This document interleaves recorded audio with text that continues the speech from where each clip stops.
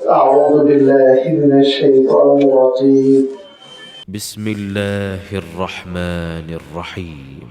الحمد لله الذي خلق السماوات والأرض وجعل الظلمات والنور ثم الذين كفروا بربهم يعدلون.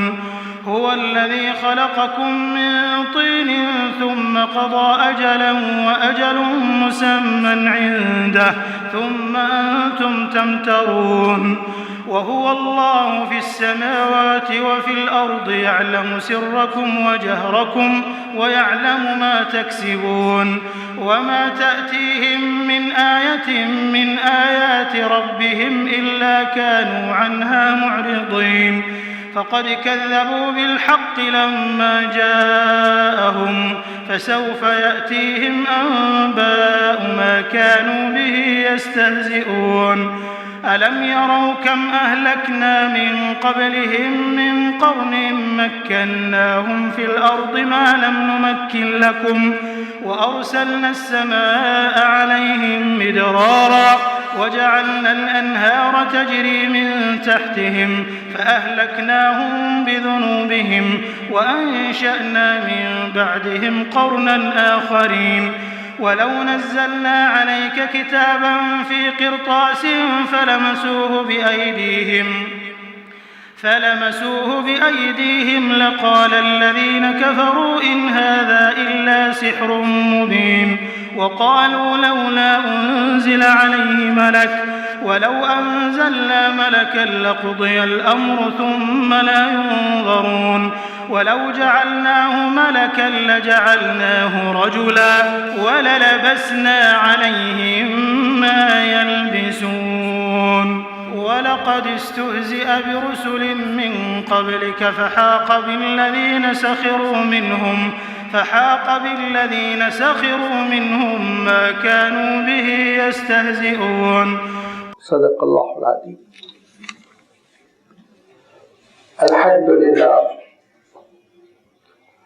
الحمد لله رب العالمين والصلاة والسلام على سيد المرسلين وعلى آله وأصحابه أجمعين أما بعد. سورۃ الانعام کی یہ ابتدائی 10 آیتیں ہیں جن پر مشتمل پہلا رکوع ہے، اس کے بھی آپ کے سامنے تلاوت کی گئی۔ اس سے پہلے کہ ان آیتوں کی ترجمانی آپ کی خدمت پر رکھی جائے، بطور تمہید 3 اہم باتوں کی جانب اشارہ ضروری ہے۔ سب سے پہلی بات یہ کہ قرآن پاک کی یہ 6ٹی سورت جو مصحف کے اعتبار سے، یعنی جو مطبوعہ قرآن مجید ہے، جو جمع شدہ قرآن مجید ہے، صحیفے کی صورت میں اس کی ترتیب کے اعتبار سے 6ٹی صورت ہے، لیکن نزول کے اعتبار سے اس کا نمبر اور اس کا زمانہ وہ بالکل دوسرا ہے۔ نزول تو اس کا مکہ مکرمہ میں ہوا اور یہ مکی صورت ہے، لیکن 6ٹے نمبر پر جو رکھی گئی ہے، سب سے پہلی سورۃ الفاتحہ ہے، پھر سورۃ البقرہ ہے، پھر سورہ آل عمران ہے، پھر سورہ نساء ہے، اور جو گزشتہ سورت گزر چکی ہے سورۃ المائدہ۔ آپ دیکھیں گے کہ ان صورتوں میں سورۃ الفاتحہ تو ایک تمہید ہے، اللہ تعالیٰ کی کتاب ہمارے سامنے کھول کر رکھتی ہے، لیکن اس کے بعد کی جو صورتیں ہیں، چاہے بقرہ ہو، چاہے آل عمران ہو، چاہے نساء ہو، چاہے مائدہ ہو، اس میں اللہ تعالیٰ نے متعدد شریعت کے احکام بیان فرمائے، بلکہ دیکھا جائے شریعت کے احکام کے اعتبار سے یہ چاروں صورتیں ہی سورس ہیں، مصدر ہے، شریعت کا ماخوذ ہے، یہیں سے شریعت لی گئی ہے، اور یہ پوری کی پوری صورتیں مدنی ہے۔ سورۃ البقرہ بھی مدنی ہے، سورہ آل عمران مدنی ہے، سورہ نساء مدنی ہے، سورۃ المائدہ مدنی ہے۔ یہ ایک گروپ تھا صورتوں کا جس میں اللہ تعالیٰ نے زیادہ تر شریعت کے احکام بیان فرمائے۔ بیچ بیچ میں اللہ تعالیٰ نے ان لوگوں کا تذکرہ فرمایا جو شریعت کی مخالفت کر رہے ہیں، اللہ کے رسول صلی اللہ علیہ وسلم پر ایمان قبول کرنے میں متردد ہے، مخالف ہے، یہود کا، نصارہ کا، مشرکین مکہ کا۔ لیکن اصلاً ٹاپک اگر آپ منتخب کریں گے تو احکام شریعت ہی کی صورتیں ہوں۔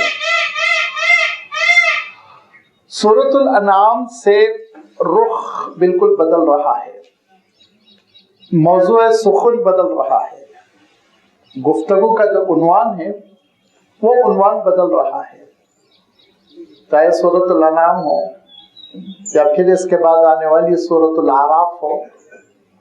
یہ وہ مکی صورتیں ہیں جس میں آپ دیکھیں گے کہ اسلامی فکر کی جو 3 بنیادیں ہیں، ہمارے عقیدے کی جو 3 بنیادیں ہیں، ان 3 بنیادوں پر بڑی تفصیل سے بحث ہوئی۔ وہ 3 بنیادیں ہر مسلمان الحمدللہ جانتا ہے۔ نمبر 1 توحید، عقیدہ توحید۔ نمبر 2 رسالت پر ایمان۔ نمبر 3 آخرت پر ایمان۔ یہ فکر اسلامی کی وہ 3 بنیادیں ہیں کہ اگر ان تینوں کا آمیزہ ٹھیک ٹھاک نہ ہو تو عقیدہ بگڑ جاتا ہے اور اسلام پر عمل مشکل ہو جاتا ہے۔ عقیدہ آخرت پہ کمزوری ہے، قبر کی منزل کا ایمان نہیں، میدان حشر کا ایمان نہیں، جہنم جنت کے سلسلے میں اللہ نہ کرے تردد ہے، عبادتوں میں دل نہیں لگے گا۔ شریعت تو شریعت، نماز میں وہ ڈنڈی مارے گا، نماز نہیں پڑھے گا۔ اللہ تعالیٰ محفوظ رکھے، رسالت کے سلسلے میں کوتاہی ہے، اللہ کے رسول صلی اللہ علیہ وسلم کی آخری نبوت پر ایمان نہیں، یا کمزور ایمان، شک و شبہ کے شکار، اللہ تعالیٰ کے دین پر عمل مشکل ہو جائے گا، اخلاقیات بگڑ جائیں گے۔ اور عقیدہ توحید اگر چلا گیا تو پھر انسان مشرک ہو کر مرے گا۔ لہذا ہر مسلمان کو واقف ہونا بھی چاہیے، اور الحمدللہ ہم واقف ہیں، جانتے ہیں دین اسلام کی فکری بنیادیں، عقیدے کی بنیادیں۔ انہی 3 بنیادوں پر سورۃ الانعام میں بھی گفتگو رہے گی، سورۃ الاعراف میں بھی، لیکن ایک تھوڑے سے فرق کے ساتھ کہ سورۃ الانعام میں زیادہ تر عقلی دلائل ہے، سورۃ الاعراف میں زیادہ تر تاریخی دلائل ہے، نبوتوں کا تذکرہ، اور جن لوگوں نے ان حقیقتوں کا انکار کیا ان کا کیا حشر ہوا، اس کا اشارہ سورۃ الاعراف میں ملے گا۔ اور دوسرا فرق یہ ہے کہ سورۃ الانعام میں اللہ تعالیٰ نے شیطان کی اس بڑی سازش کا تذکرہ فرمایا جس کے ذریعے سے ابلیس اور شیطان انسان کو اللہ تعالیٰ کی رحمتوں سے دور کر دیتا ہے، ہدایت سے محروم کر دیتا ہے۔ وہ سازش کا عنوان ہے شرک، اللہ کے ساتھ غیروں کو شریک کرنا۔ بہت بڑی مکاری ہوتی ہے اس کی، اور اللہ کے رسول صلی اللہ علیہ وسلم نے اس کی اس سازش کے سلسلے میں ایسی حکیمانہ بات ارشاد فرمائی کہ اس کو ہمیشہ اپنے ذہن میں محفوظ رکھنا چاہیے۔ فرمایا دیکھو شرک تمہارے پاس ایسے چلا آتا ہے جیسے چونٹی چلتی ہے کہ اس کے پیروں کی آہٹ کسی کو نہیں محسوس ہوتی ہے، کوئی نہیں محسوس کرتا ہے. مچھر بھی اڑتا ہے نا تو کچھ نہ کچھ شور مچاتا ہے، محسوس ہوتا ہے قریب میں. لیکن جیسے چونٹی خاموشی کے ساتھ گزر جاتی ہے پتہ ہی نہیں چلتا، ایسے ہی شرک ابلیس کی ایسی سازش ہوتی ہے کہ بہت خاموشی سے دھیرے دھیرے داخل ہو جاتا ہے عقیدے میں. اسی لیے بہت احتیاط کی ضرورت ہے. بڑی تفصیل اللہ تعالیٰ نے سورۃ الانعام میں فرمائی، وہ چیزیں آتی رہیں. سورۃ الاعراف میں اللہ تعالیٰ نے اس بے حیائی کا تذکرہ فرمایا جس کے ذریعے سے شیطان انسان کی روحانیت چھین لیتا ہے، لباس چھین لیتا ہے، عریانیت پیدا کرتا ہے، بے حیائی پیدا کرتا ہے مذہب کے نام پہ، فیشن کے نام پر. اور انسان جب اس کی سازش کا شکار ہو جاتا ہے تو پھر اس کی روحانیت ختم ہو جاتی ہے. وہ ایک تقریباً درندہ بن کر رہ جاتا ہے، ایک جانور بن کر رہ جاتا ہے. لہذا یہ فرق ہے. سورۃ الانعام میں اللہ تعالیٰ نے زیادہ توحید پر اپنے مضمون کو مرکوز رکھا، اور سورۃ الاعراف میں بے حیائی پہ بھی ڈسکس کیا گیا. اور دوسرا فرق میں نے پہلے ہی عرض کر دیا کہ سورۃ الانعام میں عقلی دلائل دی گئی ہیں اور سورۃ الاعراف میں تاریخی دلیلیں دی گئی ہیں. نمبر 2، دوسری وضاحت جو آپ کی خدمت پر رکھنی ہے وہ یہ کہ سورۃ الانعام جیسے میں نے عرض کیا کہ یہ مکی سورت ہے، مکہ مکرمہ میں نازل ہوئی، لیکن عجیب و غریب شان کے ساتھ نازل ہوئی. متعدد روایتوں میں آتا ہے، کئی روایتیں مختلف حدیث کی کتابوں میں ملتی ہیں کہ اس سورت کو لے کر 70,000 فرشتے نازل ہوئے تھے اور اللہ کے رسول صلی اللہ علیہ وسلم کے پاس اس کو پیش کیا. جو انداز تھا وہی نازل ہونے کا، اس انداز میں. مفسرین نے لکھا اس اہتمام کی اس لیے ضرورت پیش آئی کہ جیسے میں نے عرض کیا کہ دین کی بنیاد عقیدہ توحید کی تعمیر تھی، اسی لیے پورے اہتمام کے ساتھ زیادہ تر مفسرین نے لکھا اس کی پوری 165 آیتیں ایک ساتھ نازل ہوئی. بعض مفسرین نے یہ بھی لکھا ہے کہ 6 آیتیں الگ موقع پہ نازل ہوئی، باقی پوری صورت ایک ہی موقع پہ نازل ہوئی. اور یہ اس وقت جبکہ اللہ کے رسول صلی اللہ علیہ وسلم مکہ مکرمہ میں مقیم تھے اور ابھی ہجرت کے آثار بھی نمایاں نہیں ہوئے تھے. مخالفتیں بڑی زبردست تھی اور مخالفت کرنے والے شرک کی حقیقت کو ثابت کرنے کے لیے، یا حقیقت تو شرک میں ہوتی ہی نہیں، شرک کی بات منوانے کے لیے دلیلیں پیش کر رہے تھے. خود اس قسم کی دلیلیں جس کا تذکر آئے گا، وہی جس کو آج بھی کہا جاتا ہے یہ ہمارا قدیم دستور ہے، پرانا مذہب ہے، سب سے پرانا مذہب ہے، جس کی نہ کوئی تاریخی حقیقت ہے نہ ثبوت، بس ایک رٹ ہے، خاص لفظ ہے جس کو استعمال کیا جاتا ہے. ایسے ہی مشرکین مکہ اللہ کے رسول صلی اللہ علیہ وسلم سے بحث مباحثے فرما رہے تھے، اور اس موقع پہ اللہ تعالیٰ نے اس سورت کو نازل کر کر ان کے سارے بودے اعتراضات، کمزور قسم کے جو شبہات تھے، مکڑی کے جالے کی طرح اللہ تعالیٰ نے ان کو صاف کر دیا، چھٹی کر دی، حجت پوری ہو گئی. تو یہ وہ مکی سورت ہے. اور جب ہم مکی کہتے ہیں تو اس سے پہلے بھی میں عرض کر چکا ہوں کہ مکی اور مدنی صورتوں میں جو فرق ہوتا ہے وہ زمانے کے اعتبار سے ہوتا ہے، علاقے کے اعتبار سے نہیں. ہجرت سے پہلی جتنی صورتیں ہیں مکی کہلاتی ہیں، ہجرت کے بعد کی جتنی صورتیں ہیں وہ مدنی کہلاتی ہیں، اگرچہ کہ مکے میں کیوں نہ نازل ہو. حجۃ الوداع کے لیے اللہ کے رسول صلی اللہ علیہ وسلم تشریف لے گئے تھے تو مکے میں بھی میدان عرفات میں کئی آیتیں نازل ہوئی، لیکن ان آیتوں کو مدنی ہی کہا جائے گا کیونکہ یہ زمانے کے اعتبار سے نام ہے، علاقے کے اعتبار سے نام نہیں ہے. لہذا یہ آپ صلی اللہ علیہ وسلم کی ہجرت سے بہت پہلے نازل ہو چکی تھی، اور اس کے سلسلے میں عام طور پر مفسرین کی رائے یہ ہے کہ نبوت کا 7واں یا 8واں سال تھا جبکہ یہ سورت نازل ہوئی.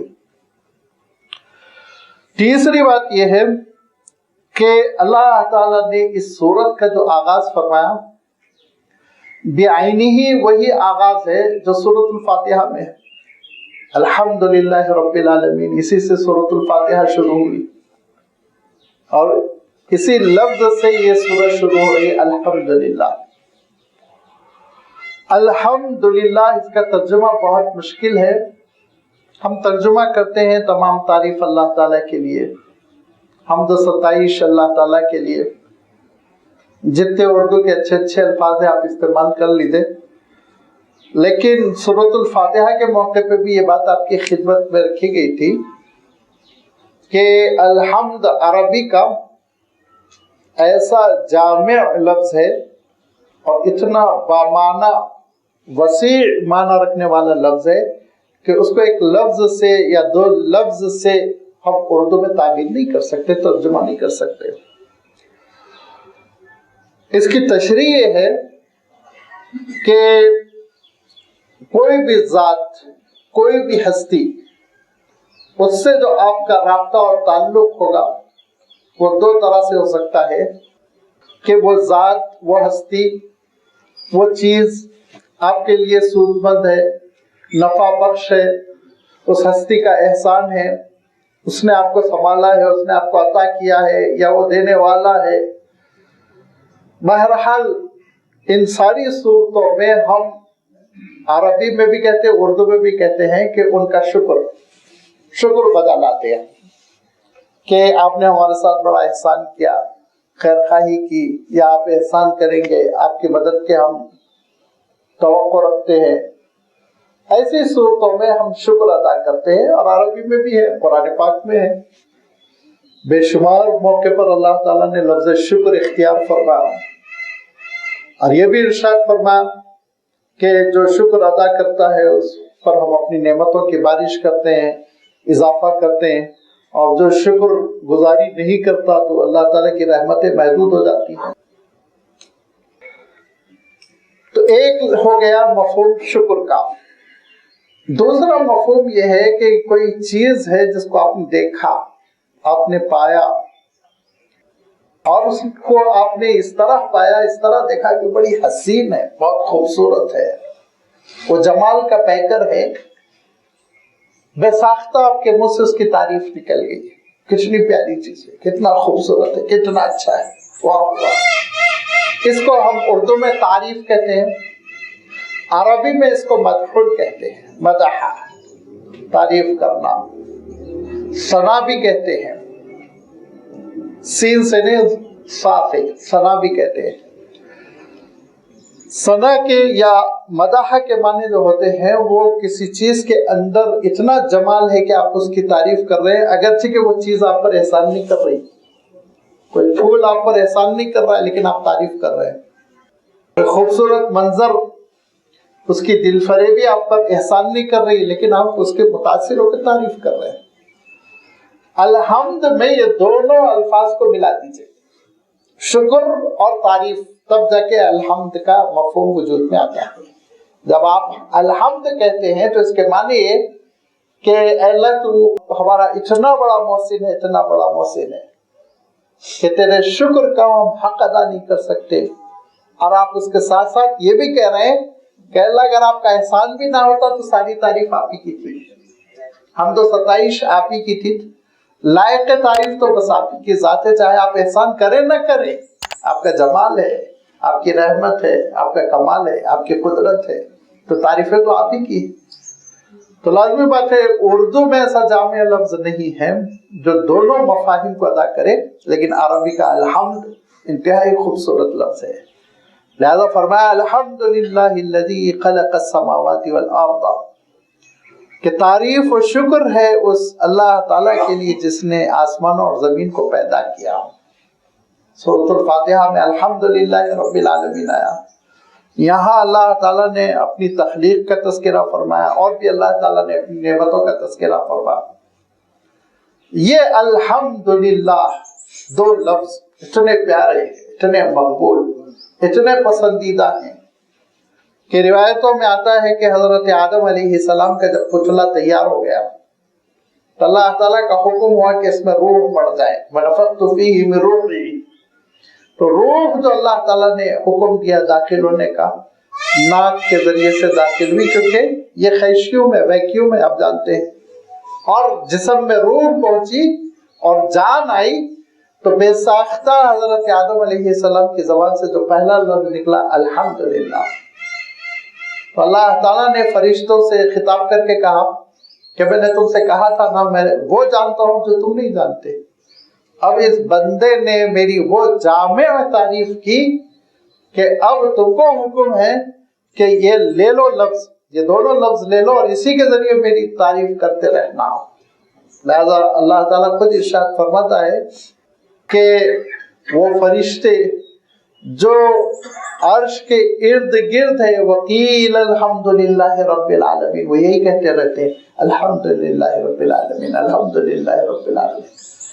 الذین یحملون عرش ربہم، جو عرش رب کو تھامے ہوئے ہیں، ان کا کلمہ کیا ہے، ان کی دعا کیا ہے، ان کا ذکر کیا ہے، الحمدللہ۔ یہی وہ الحمدللہ ہے جو حضرت ابراہیم علیہ السلام ساری مشقتوں سے، امتحانات سے گزرنے کے بعد ہجرت فرما لی، وہ آگ کی آزمائش ہو گئی، بیٹے کی قربانی کا مسئلہ، یہاں تک کہ حضرت اسحاق بھی پیدا ہو گئے۔ حضرت ابراہیم علیہ السلام کو محسوس ہوا کہ میرا مشن پورا ہو گیا، میرے دونوں فرزند وہ اپنے پیروں پر کھڑے ہونے کے قابل ہو گئے۔ آثار نبوت بھی ان دونوں فرزندوں میں ہیں۔ حضرت ابراہیم علیہ السلام کے فرزند اور بھی ہیں، لیکن یہ دو نبی و رسول بنے ہیں، حضرت اسماعیل اور حضرت اسحاق۔ تو حضرت ابراہیم علیہ السلام نے مشاہدہ فرمایا کہ اب یہ دونوں صاحبزادے بھی الحمدللہ اللہ تعالیٰ کے دین کی تبلیغ اور اللہ تعالیٰ کے احکام کے نفاذ کے قابل ہو گئے۔ تو اب وقت رخصت ہے، تو حضرت ابراہیم علیہ السلام نے یہی کہا الحمدللہ الذی وہب لی علی الکبر اسماعیل و اسحاق۔ الحمد یہی لفظ تھا، اس لفظ سے خوبصورت، اس کلمے سے جامع کوئی کلمہ نہیں تھا کہ حضرت ابراہیم علیہ السلام اپنے رب کے دربار میں نذرانہ پیش کرتے، اسی کو استعمال فرمایا۔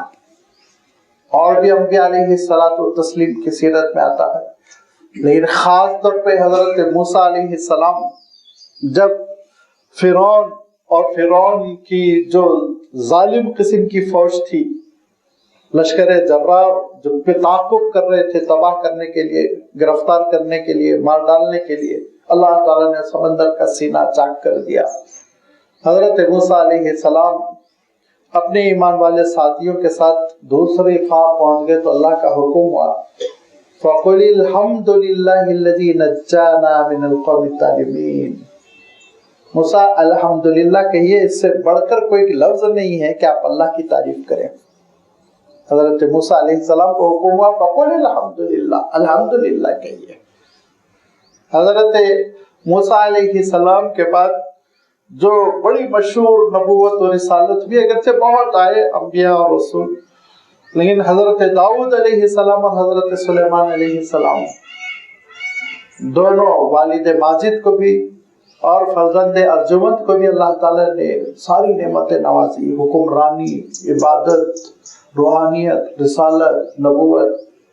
تو اس ساری نعمتوں میں یہ پاک تینت والد اور نیک فطرت فرزند، یہ دونوں کیا کہتے ہیں؟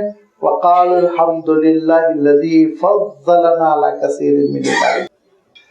حمد تیری ہی ہے مولا کہ آپ نے بہت ساری مخلوق پہ ہم کو فضیلت دے دی۔ یہ حمد کا لفظ، یہی وہ الحمدللہ کا لفظ تھا۔ جب اللہ کے رسول صلی اللہ علیہ وسلم پر قرآن پاک نازل ہونے لگا تو حکم خداوندی ہوا کہ الحمدللہ الذی انزل علی عبدہ الکتاب ولم یجعل لہ عوجا۔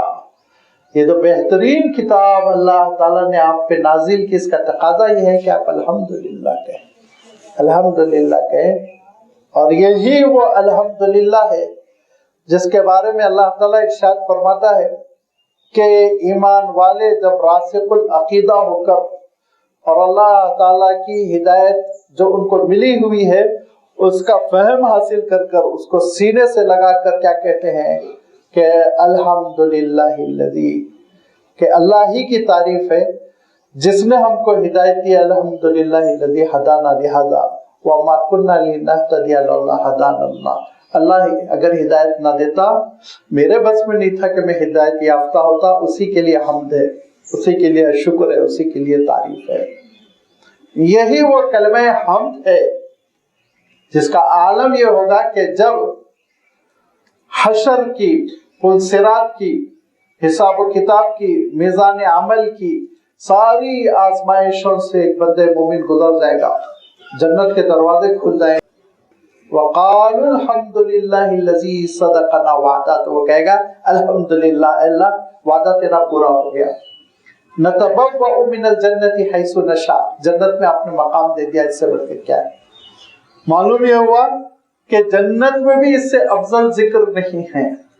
جنت کے لیے بھی اللہ تعالیٰ نے کہا کہ بندوں کے لیے یہی بہترین ذکر ہوگا کہ وہ کہیں گے قالوا الحمد للہ الذی صدقنا وعدہ وأورثنا الارض نتبوأ من الجنة حیث نشاء فنعم اجر العاملین.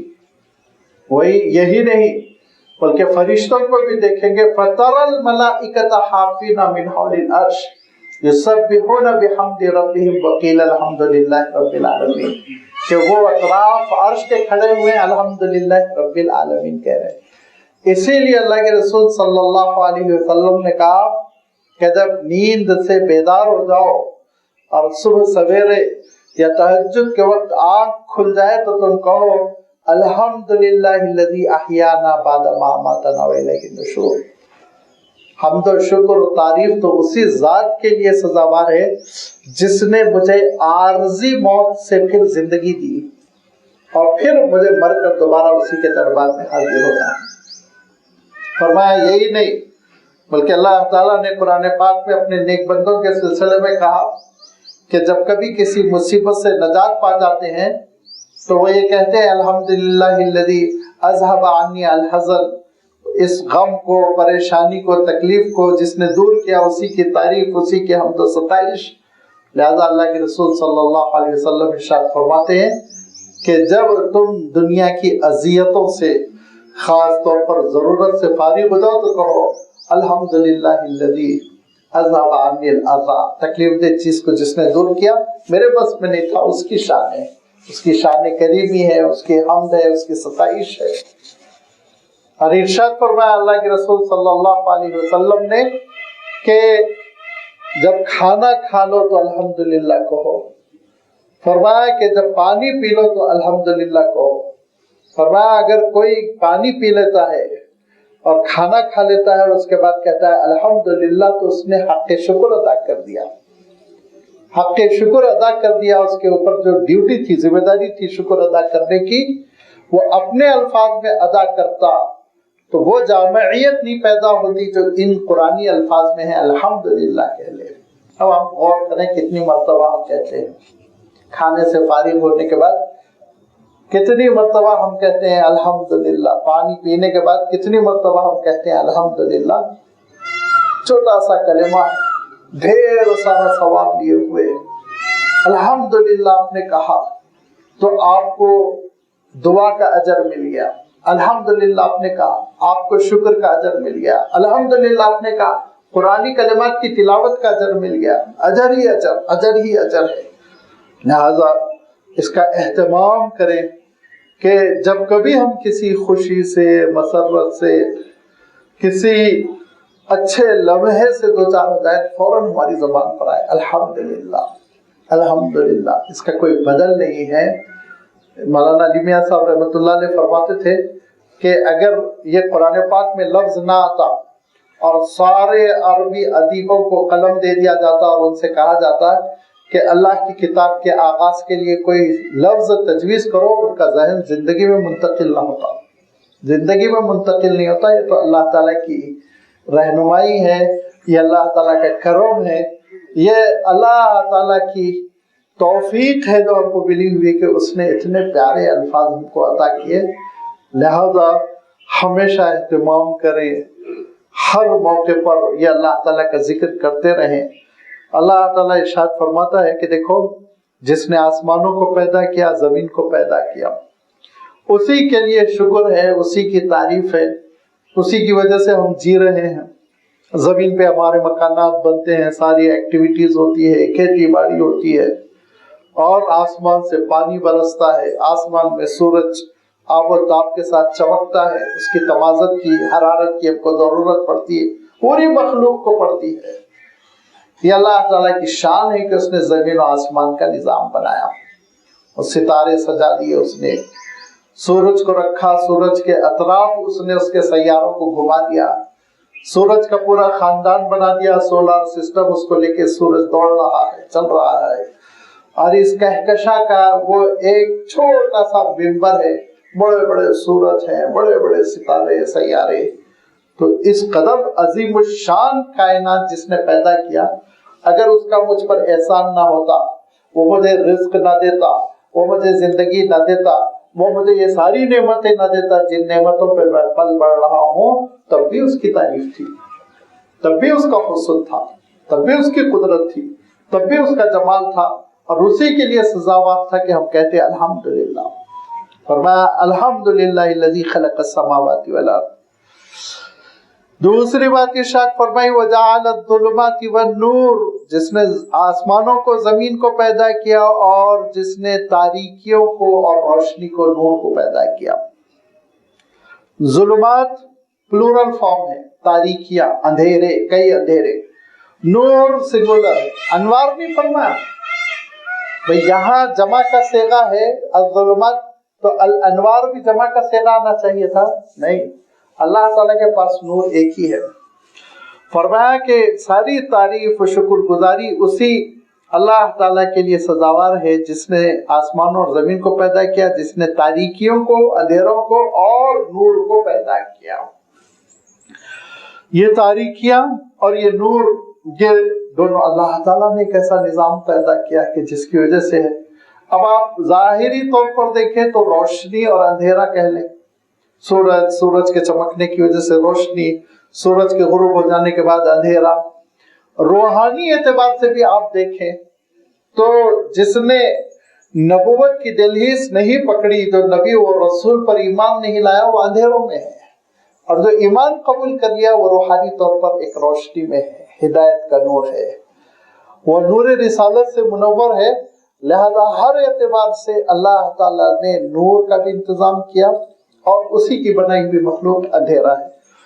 ایک عجیب و غریب فرق لوگوں نے بتایا کہ خلق السماوات والارض، زمین و آسمان، اور جو کچھ زمین و آسمان میں یہ سب جب اللہ تعالیٰ نے ارشاد فرمایا تو یہ ایک فلسفیانہ لہجہ ہے، اس کی تھوڑی میں تشریح کر دوں گا۔ فرمایا کہ یہ جوہر ہے، اور الظلمات والنور یہ اعراض ہے۔ دیکھیے فلسفے میں کہتے ہیں جن کی باڈی ہوتی ہے نا، جو بھی جسم ہوتا ہے چھوٹا بڑا، چاہے وہ ایٹم ہی کیوں نہ چھوٹا سا، اس کو جو ہے نا عربی میں یہ کہتے ہیں کہ وہ عرض ہے، آراز ہے۔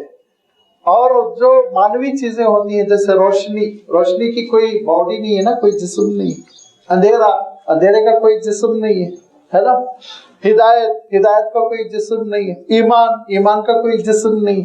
تو ایسی چیزوں کو فلسفیانہ زبان میں جوہر کہتے ہیں۔ حقیقت جو مانوی ہوتی ہے، ظاہری نہیں ہوتی۔ اللہ تعالیٰ نے دونوں کو جمع کر دیا، زمین و آسمان کا تذکرہ کر کے ساری باڈیز جتنی ہو سکتی ہیں، اور تاریکی اور نور کا تذکرہ کر مانوی حقیقتیں جتنی ہو سب، ہدایت بھی آ گیا اس میں، ایمان بھی آ گیا، کفر بھی آ گیا، شرک بھی آ گیا، یہ روشنی بھی آ گئی جو جس سے ہم استفادہ کرتے ہیں، وہ اندھیرا بھی آ گیا جو رات میں آتا ہے۔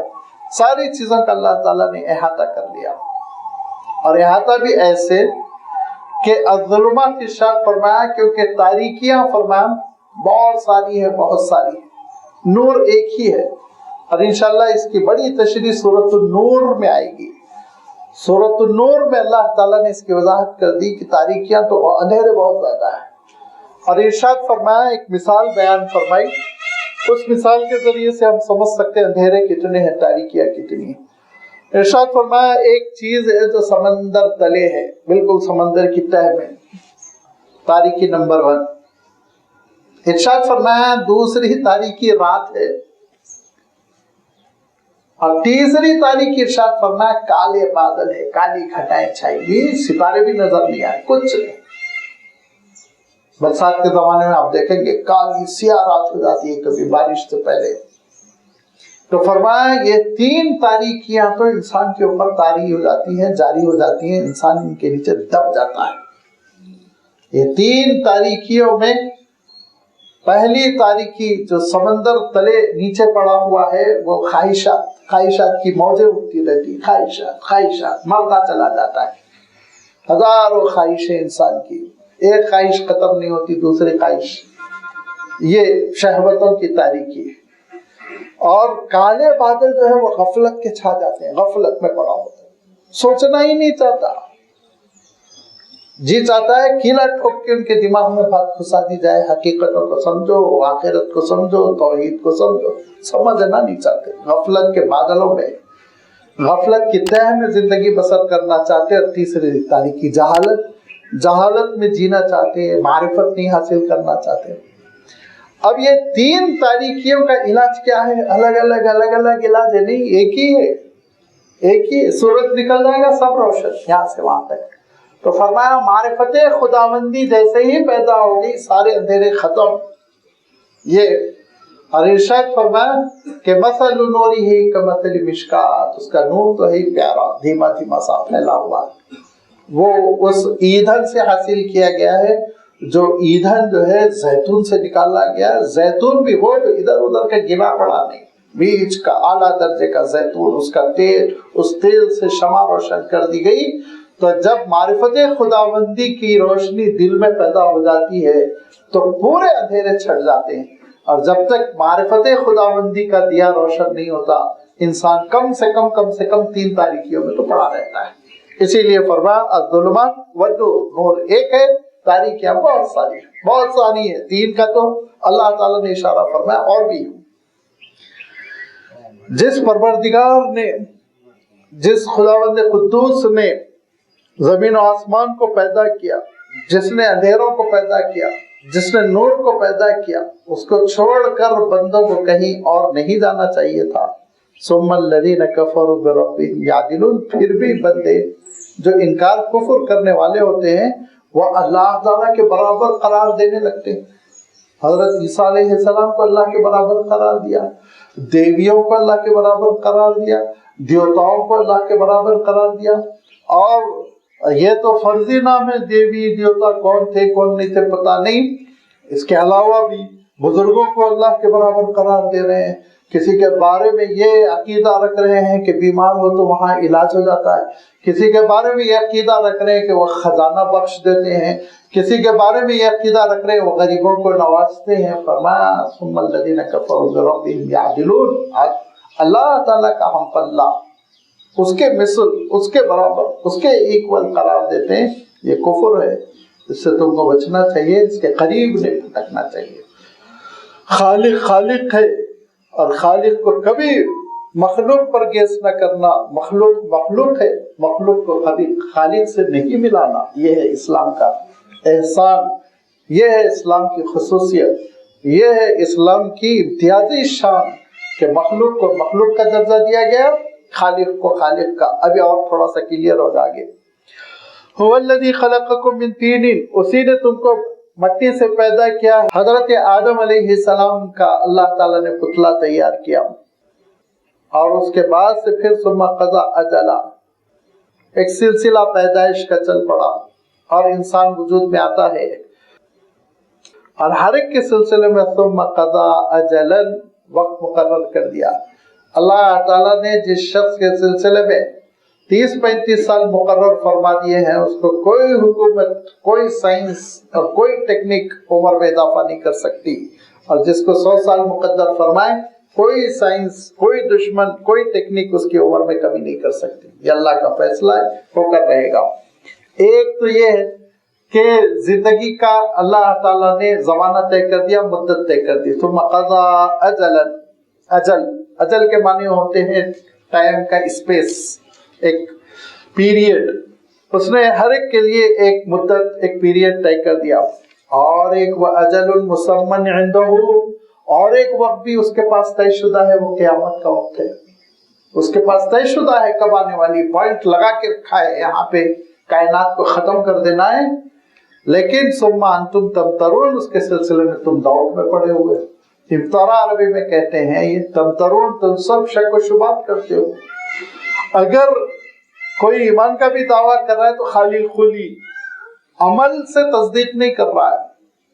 असलन अमल से तस्दीक होगी कि तुम आखिरत का ईमान रखते हो कि नहीं रखते हो, आखिरत के फायदे को फायदा, आखिरत के नुकसान को नुकसान इंसान समझ रहा है कि नहीं समझ रहा है। ये दरअसल प्रूफ है, ये दलील है, ये मोहर लगाकर वो दस्तखत करता है कि हाँ मैं अकीदे आखिरत सही रखता हूँ।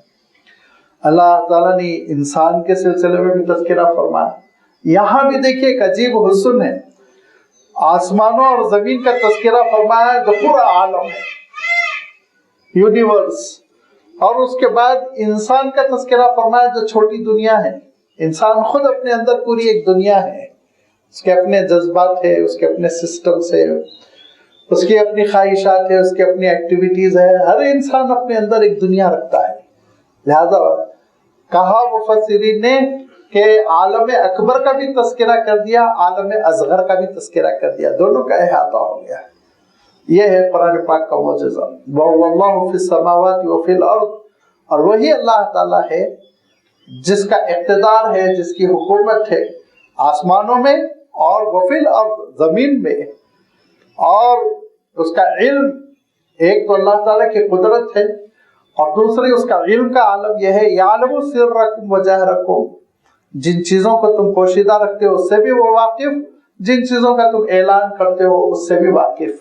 दोनों चीजें उसके सामने हैं। और यही नहीं, वो यालमु मा तक्सिबून, जो कुछ तुम कमा रहे हो, मेहनत कर रहे हो, एक्टिविटीज, उसका रिजल्ट आ रहा है, सारी चीजों से वो वाकिफ, तुम्हारी आमदनी से वाकिफ, तुम्हारी इबादतों से वाकिफ, तुम्हारी नेकियों से वाकिफ, तुम्हारे सदक़ात से वाकिफ, तुम्हारी जबान की जो बुराइयां हैं, जबान की जो नेकियां हैं, सारी चीजों से वो वाकिफ है, कोई चीज उससे मख्फी नहीं है।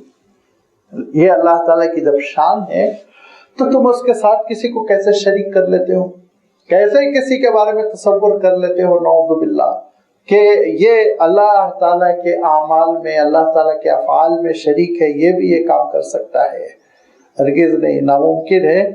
इरशाद फरमा, लेकिन ये कि इंसान का आलम ये है कि वो गफलत से बहुत दो चार हो जाता है।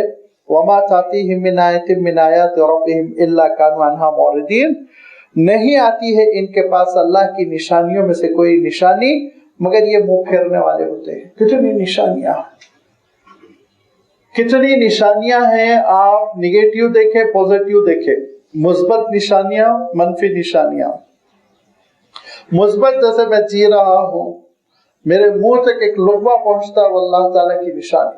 कहाँ चावल खेती में निकलता है, कौन उसको लादता है, कौन उसको ले जाता है फैक्ट्री में ठीक ठाक करता है, कौन उसको फिर बाजार में लाता है, कैसे बिकता है, कैसे उबलता है, कैसे पकता है, फिर इसके बाद वो मेरा लुक़मा तर बन जाता है, आराम से मैं इस्तेमाल करता हूँ। सोचता हूँ मैं कि कितना बड़ा निज़ाम है जो अल्लाह ताला ने मेरे खाने के लिए पैदा किया, एक एक चीज पर। ये सब अल्लाह की निशानियां, लेकिन हम गफलत में सोचते ही नहीं। इसीलिए मैंने अर्ज किया कि अल्हम्दुलिल्लाह ये हमारी ड्यूटी है कहना, ये कहने से हमारी गफलत का पर्दा चाक होता है। अच्छा, निगेटिव क्या है कि मनफी अंदाज में भी आप देखिए ऐसी अल्लाह ताला की निशानियां आती हैं। एक निशानी तो यही है कि कोरोना हुआ और हम बचे हुए हैं, नहीं बचते तो क्या कर लेते। कितने मसाइल आते हैं, कैसे एक्सीडेंट्स होते हैं, अल्लाह ताला बचा लेता है। जाहिरी तौर पर कोई सबब नहीं रहता बचने का, अल्लाह ताला बचा लेता है। अगर अल्लाह ताला न बचाना चाहे तो इंसान पाश हो जाए, खत्म हो जाए। बीमारियां उसके पास से गुजरती हैं, मुसीबतें उसके पास से गुजरती हैं, अलालतों से वो दो चार होता है, मुखालिफतों से वो दो चार होता है, अल्लाह ताला बचाता रहता है। इसकी निशानियां, बीमारी आई चली गई, ये अल्लाह की निशानी है। नेक बंदे इस निशानी पर काम करते हैं कि ऐसे ही एक बीमारी आएगी और मेरा काम तमाम कर देगी, लिहाजा आप बचो, एहतियात करो, मुतनब्बे हो जाओ। बंदे मोमिन की शान ये होती है कि वो छोटी छोटी चीजों से अल्लाह ताला की मारिफत हासिल करने की कोशिश करता है। और अक्सर व बेशतर इंसानों का आलम यह है इल्ला कानू अन्हा मुरिदीन, कि वो मुंह फेर के चले जाते हैं, पीठ फेर लेते हैं, गौर नहीं करते, गफलत की जिंदगी बसर करते हैं। ایون نیند ایک نشانی ہے، کیسے میں دنیا سے بے خبر ہو جاتا ہوں، کیا کیا ہوتا رہتا ہے، کیا کیا ہوتا رہتا ہے، اور میں میٹھی نیند سوتا رہتا ہوں. یہی تو موت ہے، اسی کی بڑی شکل موت ہے. اسی پہ غور کر لو. تو یہی نیند اگر بیداری کی شکل اللہ تعالیٰ عطا نہ فرمائے، ختم. اسی نیند میں تم دنیا سے رخصت ہو جاؤ گے. اسی لیے اللہ تعالیٰ ارشاد فرماتا ہے کہ دیکھو، منہ پھیر کے نہ جاؤ، غفلت سے نہ جاؤ، پیٹ پھیر کے نہ جاؤ، غور کرو اللہ تعالیٰ کی نشانیوں میں. اور عالم یہ ہوتا ہے فقط کذبوا بالحق لما جاءہم، کہ سچائی جب ان کے پاس آ پہنچی تو انہوں نے سچائی کو جھٹلا دیا. بے شک جھٹلایا انہوں نے حق کو، جبکہ یہ حق ان کے پاس پہنچ چکا ہے. غفلت کے پردے کو چاک کرنے کے لیے اللہ تعالیٰ نے اپنے رسول کو بھیجا. اللہ کے رسول صلی اللہ علیہ وسلم دعائی دے رہے ہیں، سمجھا رہے ہیں، واعظ فرما رہے ہیں، اور غفلت سے ان کو بیدار کرنا چاہ رہے ہیں، لیکن نہیں ماننا چاہتے. کیا کر رہے ہیں؟ فَسَوْفَ يَأْتِيهِمْ أَنْبَاءُ مَا كَانُوا بِهِ يَسْتَهْزِئُونَ. اللہ کے رسول صلی اللہ علیہ وسلم جو خبریں دے رہے ہیں، دنیا میں بھی عذاب آ سکتا ہے، آخرت کا عذاب بھی طے ہے. اگر انکار کرو گے تو اس سے دل لگی کر رہے ہیں. کیا کہتے تھے؟ لے کر آؤ جس عذاب کی دھمکی دے رہے ہیں، ذرا پیش کر دو وہ عذاب جس کی تم بار بار خبر دے رہے ہو. ہم بیدار ہو گئے، جلدی لاؤ بھائی، کوئی عذاب لاؤ، قصہ ختم کرو. نعوذ باللہ. ارشاد فرمایا فسوف یاتیہم، ان قریب آ جائے گی، انباء ما کانوا بہ یستہزئون، تعویلیں اور حقیقتیں ان خبروں کی جن کی آج یہ دل لگی کر رہے ہیں. ذرا غور کرو. الم یروا کما اہلکنا من قبلہم من قرن، کیا انہوں نے نہیں دیکھا کہ ہم نے ہلاک کر دیا ان سے پہلے کتنی نسلوں کو. وہ نسلیں کیسی تھی؟ مکناہم فی الارض ما لم نمکن لکم، ان کو ہم نے زمین پر وہ اقتدار، قوت دے رکھی تھی جو تم کو نہیں ملی ہوئی. آپ مکے کے مخاطبین جو تھے، مشرکین مکہ، ان کے لیے آپ اس کا ترجمہ کر لیجئے تو لازمی بات ہے کچھ تھے ہی نہیں، مٹھی بھر، لیکن اپنے آپ کو 30 مارخہ سمجھ رہے تھے، مٹا دیے گئے روئے زمین سے، قصہ ختم ہو گیا. لیکن اگر آج کی انسانیت سے بھی آپ خطاب اس کو سمجھیں، ہم کو اللہ تعالیٰ ایڈریس فرما رہا ہے، ہم سے خطاب فرما رہا ہے. ذرا آپ پچھلی تاریخ اٹھا کر دیکھیے، مصر جا کے اہرام دیکھیے، کیسی عظیم الشان عمارتیں بنائی، کہاں ہیں بنانے والے؟ دلی جا کے لال قلعہ دیکھیے، کہاں ہیں بنانے والے؟ بڑے بڑے محل دیکھیے، دیوڑیاں دیکھیے، حویلیاں دیکھیے، اور ایسے ایسے انتظامات کہ آج ہم سوچ نہیں سکتے، ہماری انجینئرنگ فیل ہو جاتی ہے. وہ بنانے والے کہاں ہیں؟ فنا ہو گئے، کتنی نسلیں ختم ہو گئی. زیادہ دور جانے کی ضرورت نہیں ہے. خود آپ کے شہر کے قلعے کے بارے میں گولکنڈے کے سلسلے میں کہتے ہیں کہ صوتیات کا ایک خاص نظام، مین دروازے سے اگر آواز لگائی جائے گی تو اوپر دربار ہال تک پہنچے گی، اور آپ ایک خاص مقام پہ کھڑے ہوں گے تو ایسا لگے گا جیسے کہ اے سی ہے کہ کھول دیا گیا ہے آپ کی پشت پہ، چاہے جتنی گرمی میں آپ جائیے. انہوں نے جو ٹیکنیک اپنائی کہ یہ پتھر پہ ہوا مارے گی، پھر یہ پتھر پہ ہوا مارے گی، پھر یہ پتھر پہ ہوا مارے گی، اور یہ ٹھنڈے پتھروں سے ٹکراتے ٹکراتے ہوا خود ٹھنڈی ہو جائے گی. سوچا کسی انجینئر نے ایسی تعمیر موجود ہے؟ جا کے آپ دیکھیے کہاں ہے وہ نسل، وہ انجینئرز کہاں ہیں، بنانے والے کہاں ہیں، حکومت کرنے والے کہاں ہیں، ان کی نزاکتیں کہاں ہیں، ان کی حکومتیں کہاں ہیں. فرمایا ذرا غور کرو نا. الم یروا کما اہلکنا من قبلہم، کیا انہوں نے نہیں دیکھا کہ کتنوں کو ہم نے ہلاک کر دیا ان سے پہلے، من قرن، کتنی نسلوں کو، مکناہم فی الارض ما لم نمکن لکم، جن کو ان کو ہم نے وہ اقتدار دے رکھا تھا، وہ حکومت دے رکھی تھی جو تم کو نہیں ملی ہوئی.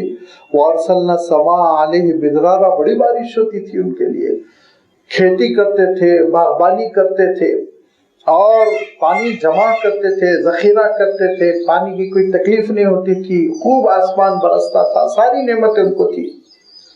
وَجَعَلْنَا الْأَنْهَارَ تَجْرِي مِن تَحْتِهِمْ، ہم نے نہریں بہا رکھی تھی جو ان کے پیروں تلے بہتی تھی. فَأَهْلَكْنَاهُمْ بِذُنُوبِهِمْ، لیکن حد سے تجاوز کیا اور انہوں نے گناہوں کا ارتکاب کیا، تو فَأَهْلَكْنَاهُمْ بِذُنُوبِهِمْ، ان کے گناہوں کی وجہ سے ہم نے ان کو ہلاک کر دیا. وَأَنشَأْنَا مِن بَعْدِهِمْ قَرْنًا آخَرِينَ، اور ان کے بعد دوسری نسل کھڑی ہو گئی. ایک نسل جا رہی ہے دوسری نسل آ رہی ہے، ایک حکومت جا رہی ہے دوسری حکومت آ رہی ہے، ایک خاندان حکومت کر کر جا رہا ہے دوسرا خاندان آ رہا ہے، سلسلہ ہے چلتا چلا جا رہا ہے۔ تاریخ اٹھا کر پڑھی آپ ساری مملکتوں کی، پوری دنیا کی آپ تاریخ پڑھ لیجیے، یہی سلسلہ چلا جا رہا ہے۔ اس کے باوجود انسان غفلت کی زندگی بسر کرنا چاہتا ہے، موت پر غور نہیں کرنا چاہتا ہے، موت کے بعد کے حالات پر غور نہیں کرنا چاہتا ہے۔ اور جب ان کے سامنے ان کے درمیان جب اللہ تعالیٰ کی تعلیمات آ پہنچی، اللہ کے رسولوں کی تعلیمات آ پہنچی، اور اللہ کے رسول صلی اللہ علیہ وسلم وہ اللہ کی کتاب کا تعارف کرا رہے ہیں، تو اب ان کے اعتراضات ہیں۔ انہوں نے ایک اعتراض یہ کیا کہ حضرت موسیٰ علیہ السلام پر تختیاں نازل ہوئی تھی، تختیاں تورات کی تختیاں، قرآن پاک میں بھی تذکرہ ہے، وَأَلْقَى الْأَلْوَاحَ، حضرت موسیٰ نے ان تختیوں کو ایک جگہ رکھ دیا تھا۔ تو وہ تختیاں نازل ہوئی تھی، تورات ایک مجموعی طور پر اللہ تعالیٰ نے بھیجی تھی۔ مشرکین مکہ نے کہا کہ یہ کیا ہو رہا ہے، کبھی 5 آیتیں کبھی 10 آیتیں، آپ آتے ہیں باہر سناتے ہیں، کعبۃ اللہ کے دامن میں مطاف میں اعلان ہو رہا ہے، ہم نہیں سننا چاہ رہے ہیں آپ سنا رہے ہیں، ایسا کیوں؟ آپ کو ہم ایک مشورہ دیتے ہیں آسان شکل کہ پوری اللہ تعالیٰ کی کتاب آپ لائیے ہمارے سامنے پیش کر دیجیے، ہم پڑھیں گے سوچیں گے دیکھیں گے۔ وَلَوْ نَزَّلْنَا عَلَيْكَ كِتَابًا فِي قِرْطَاسٍ، اگر ہم صفحات میں کتاب کو نازل کر دیں، قرطاس کہتے ہیں پیجز، صفحے، اوراق کہہ لیجیے، اور کتاب تو آپ جانتے ہی صحیفہ۔ وَلَوْ نَزَّلْنَا عَلَيْكَ، اے رسول آپ پر اگر ہم نازل کر دیں کتاباً فی قرطاس، صفحات میں اس کتاب کو، فَلَمَسُوهُ بِأَيْدِيهِمْ، تو اپنے ہاتھوں سے، لمسا کے معنی ٹچ کرنا، ہاتھ لگا کے دیکھیں گے ہے کتاب، پڑھنا اڑنا تو آتا نہیں تھا، ہاتھ لگا لگا کے چھو کر دیکھیں گے کتاب ہے۔ اس کے بعد کیا کہیں گے؟ لَقَالَ الَّذِينَ كَفَرُوا، جنہوں نے طے کر لیا ہے کفر کرنا، وہ کہے گا اِنْ هَذَا إِلَّا سِحْرٌ مُبِينٌ، یہ تو جادوگری ہے، یہ تو جادوگر ہے، پوری کتاب لے کر آ گئے، ایمان لانے والے نہیں۔ یہ جو مطالبات کر رہے ہیں، اور میں ہمیشہ کہتا رہتا ہوں، سورۃ المائدہ کے آخری رکوع میں بھی یہ بات آ چکی ہے، حضرت عیسیٰ علیہ السلام کے سامنے انہوں نے مطالبہ کیا کہ آسمان سے خوان نازل ہو، کھانے پینے کی چیزیں چنی ہوئی ہوں۔ اس موقع پہ بھی میں نے عرض کیا تھا کہ اللہ تعالیٰ کا طریقہ کار یہ ہے، سنت اللہ یہ ہے کہ جب پبلک کے ڈیمانڈ پر معجزہ ملتا ہے اور اس کے بعد لوگ ایمان نہیں قبول کرتے تو اللہ تعالیٰ ان کو ہلاک کر دیتا ہے، ختم کر دیتا ہے۔ اب کیا، اب تو اپنی آنکھوں سے دیکھ لیا نا معجزہ، اب چوائس کیوں رہے گا، اب اختیار کیوں رہے گا، اب مہلت کیوں رہے گی؟ اب تو عالم غیب جو ہے نا وہ عالم مشہود ہو گیا، مشاہدہ کر لیا تم نے، قصہ ختم۔ صالح علیہ السلام کی اٹھنے کے بعد یہ تباہ کر دیے گئے۔ ایسے ہی انبیاء علیہ السلام کی تاریخ میں آیا ہے کہ مطالبہ کیا انہوں نے، ڈیمانڈ کیا، معجزہ آ گیا اور پھر انکار کیا تو اللہ تعالیٰ نے ختم کر دیا۔ تو اللہ تعالیٰ سے یہ جب مطالبہ کر رہے ہیں، آج الحمدللہ کتاب کی شکل میں ہمارے سامنے محفوظ ہے، لیکن ایسے ہی کوئی کتاب آسمان سے نازل ہوتی خوبصورت جلد میں، اور اس کے بعد اس کو ہاتھ لگا کر بھی دیکھ لیتے، یقین کر لیتے، اور پھر کہتے نہیں ابھی یہ تو جادوگری ہے، تو بچتے ہو، وہ ہلاک کر دیے گئے ہوتے، اللہ کا غضب نازل ہوتا، وہ جلا دیے گئے ہوتے، زمین پھٹتی وہ اس میں سما جاتے، آسمان پھٹتا اور ان کے پراختے اڑ جاتے۔ یہ تو اللہ تعالیٰ کا فضل ہے، کرم فرما رہا ہے، یہ اس کی رحمتوں کو تم مجبوری نہ سمجھو، اس کی محبتوں کو مجبوری نہ سمجھو، وہ تم سے محبت کرتا ہے، تم کو بچانا چاہتا ہے، اس حقیقت کو سمجھو۔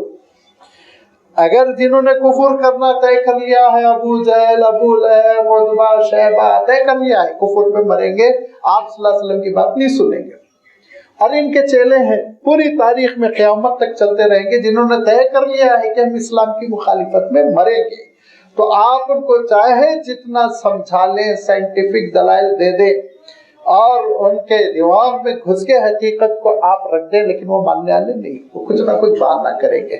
لہذا فرمایا لقال الذین کفروا، جنہوں نے کفر طے کر لیا وہ کہہ پڑیں گے ان ھذا الا سحر مبین، یہ تو ایک جادوگری ہے، جادو کر کے آپ نے کتاب پیش کر دی، نعوذ باللہ۔ دوسری بات انہوں نے کہی وقالوا لولا انزل علیہ ملک، میں آپ کو کیا ضرورت تھی کہ رسول بنایا جائے، نعوذ باللہ۔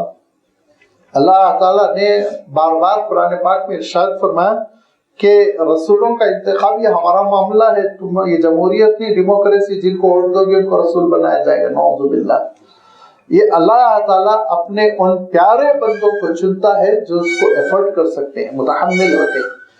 تو جب اللہ کے رسول صلی اللہ علیہ وسلم کا انتخاب ہوا تو جہاں تک یہودی تھے وہ کہنے لگے بنی اسماعیل میں کیوں، جہاں تک قریش تھے وہ کہنے لگے ہم میں سے جو سب سے امیر تھا اس کا سلیکشن کیوں نہیں، یہ بھی انہوں نے کہا۔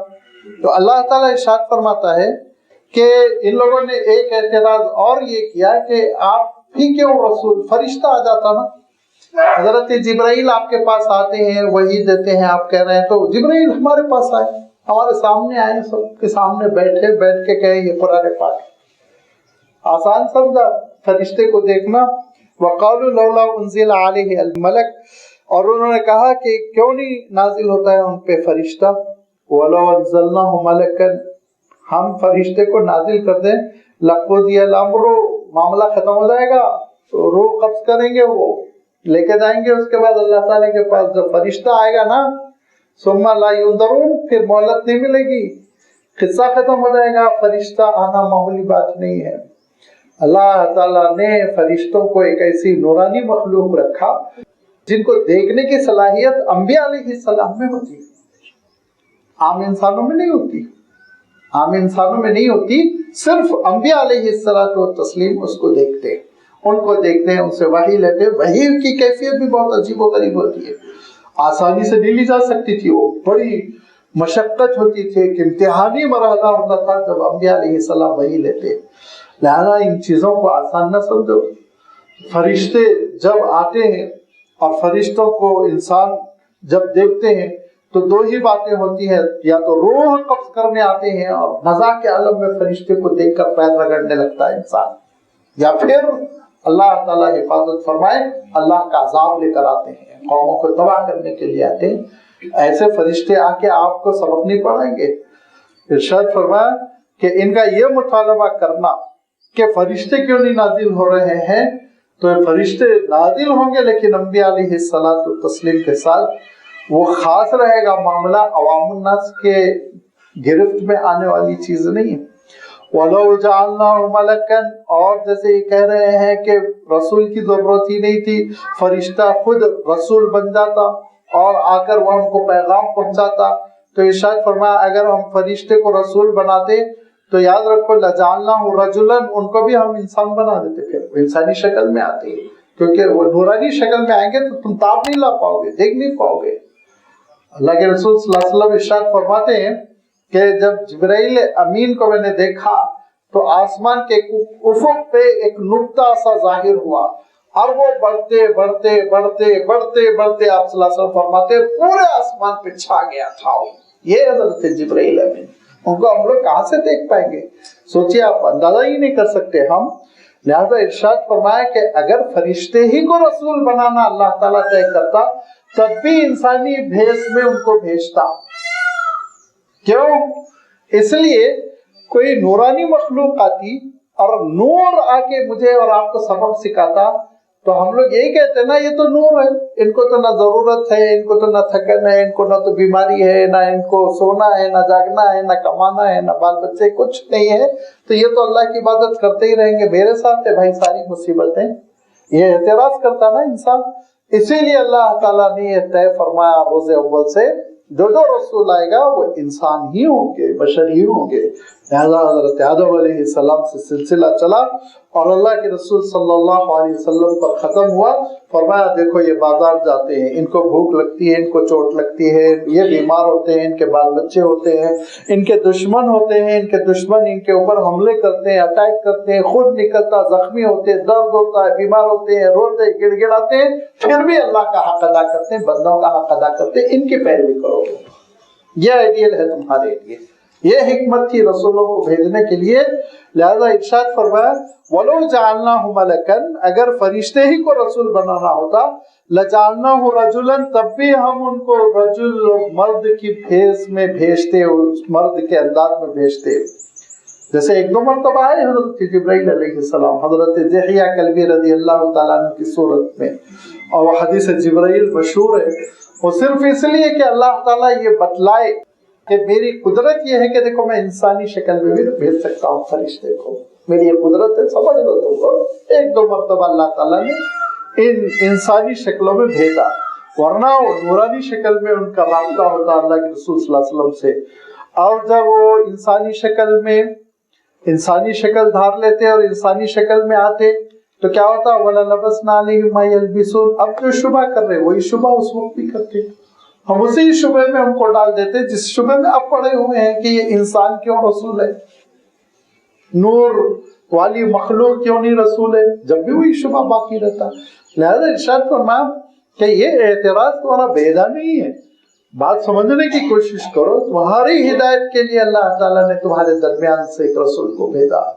لَقَدْ مَنَّ اللَّهُ عَلَى الْمُؤْمِنِينَ إِذْ بَعَثَ فِيهِمْ رَسُولًا مِّنْهُمْ، انہی میں سے ایک کو اللہ نے رسول بنا کر بھیجا تاکہ وہ اللہ کی آیتیں بھی سنا دے، تعلیم حکمت کر دے، تعلیم کتاب کر دے، تربیت کر دے، تزکیہ نفس کر دے، وہ انسانوں کے درمیان اٹھے بیٹھے ان کی لینگویج میں بات کرے، ان کے درد کو سمجھے، ان کے ساتھ ہمدردی کرے، ان کے زخم پہ مرہم رکھے کہ یہ متاثر ہو سکے، انسان قریب ہو سکے، محبت کر سکے، ان کی فرما برداری کر سکے، ان کی اطاعت کر سکے۔ یہ اللہ تعالیٰ کا نظام، اس کو انہوں نے لے لیا ہے بہت سستے میں۔ وَلَقَدِ اسْتُهْزِئَ بِرُسُلٍ مِّن قَبْلِكَ، مذاق اڑاتے ہیں، دل لگی کرتے ہیں، کبھی یہ کہتے ہیں مالدار نہیں ہے، کبھی یہ کہتے ہیں ان کے گھر میں پانی کا چشمہ نہیں پھوٹ رہا، کبھی یہ کہتے ہیں ان کے آنگن میں سونے کی چٹان نہیں ہے۔ ایسی بے وقوفی اور نادانی کی باتیں کرنا، مذاق اڑانا، دل لگی کرنا۔ وَلَقَدِ اسْتُهْزِئَ بِرُسُلٍ مِّن قَبْلِكَ، تو اے رسول آپ کبیدہ خاطر نہ ہو، آپ غمزدہ نہ ہو، آپ سے پہلے بھی جو رسول گزرے نا ان کے ساتھ ایسے ہی بدتمیزیاں کی گئی۔ اور آگے اللہ تعالیٰ نے سورہ اعراف میں، پھر سورہ ہود میں بڑی تفصیل بیان کر دی کہ حضرت نوح علیہ السلام کے ساتھ کیسی بدتمیزی کی، حضرت ہود علیہ السلام کے ساتھ کیسی بدتمیزی کی، حضرت ابراہیم علیہ السلام کے ساتھ کیا معاملہ کیا، اٹھا کے آگ میں ڈالنے کی کوشش کی، حضرت موسیٰ علیہ السلام کی مخالفتیں کتنی ہوتی چلی گئی، حضرت عیسیٰ علیہ السلام کے ساتھ آخری درجے کی سازش کی سولی پہ چڑھانے کی۔ یہ ساری چیزیں پچھلے رسولوں کے ساتھ بھی گزر چکی ہے، لیکن یاد رکھو انجام کیا ہوا؟ فَحَاقَ بِالَّذِينَ سَخِرُوا مِنْهُمْ مَا كَانُوا بِهِ يَسْتَهْزِئُونَ، جو دل لگی کر رہے تھے ان کا مسخرہ پن انہی کے لیے وبال جان بن گیا، انہی کے لیے مصیبت بن گیا۔ اور جو یہ کہا کرتے تھے، چیلنج کرتے تھے کہ لے کر آؤ عذاب، جس کی دھمکی دے رہے ہو، فساد ہو جس چیز میں پھنسانا چاہتے ہو، وہ کون سی آندھی ہے، وہ کون سی آگ ہے، وہ کون سا زلزلہ ہے جو نازل ہونے والا ہے، نازل کر کے دیکھو۔ اللہ تعالیٰ نے ان کو ایسی ہی بری موتوں سے مارا، کوئی زلزلے سے تباہ ہوا، کسی کے لیے آسمان سے آگ برسی اور کسی کے لیے دہاڑ چیخ موت کا سبب بن گئی، کسی پہ کیڑوں کو مسلط کیا، کسی کو کیچڑ میں مارا۔ ذرا دیکھو ان کی جو دل لگیاں تھی نا، وہ دل لگیاں خود ان کے موت کا ذریعہ بن کر رہ گئی۔ لہذا اللہ تعالیٰ کے نظام کو، اس کی قدرت کو چیلنج نہ کرو، اس کی رحمت کو، اس کی مہربانی کو مجبوری نہ سمجھو، مجبوری نہ سمجھو، شفقت ہے وہ تو تم کو بار بار مہلت دے رہا، اس کی قدر کرو، توبہ کرو اور لوٹ کر جاؤ اللہ تعالیٰ کی جانب۔ جب اللہ تعالیٰ کی جانب لوٹ کر جاؤ گے تو کیسے رحمتوں کا معاملہ کرے گا، اس کا آگے اللہ تعالیٰ نے تذکرہ فرمایا انشاءاللہ۔ آئندہ اتوار اس کی وضاحت آپ کی خدمت میں رکھی جائے گی۔ وآخر دعوانا ان الحمد للہ رب العالمین۔